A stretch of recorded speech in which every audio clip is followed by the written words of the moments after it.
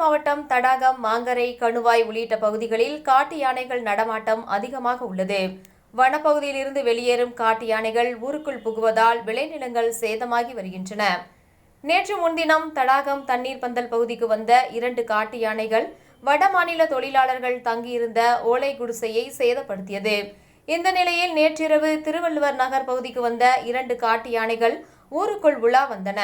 அப்பொழுது ஒரு வீட்டார் யானையை பார்ப்பதற்கு கேட்டின் முன்பு நின்று கொண்டிருந்த நிலையில் திடீரென ஒரு காட்டு யானை அவர்களை தாக்க முற்பட்டது. அதிர்ஷ்டவசமாக அனைவரும் வீட்டிற்குள் சென்றதால் உயிர் தப்பினர். இதனை அக்கம் பக்கத்தினர் அவர்கள் செல்போனில் வீடியோ பதிவு செய்துள்ளனர். தற்போது இந்த காட்சிகள் வெளியாகி உள்ளது.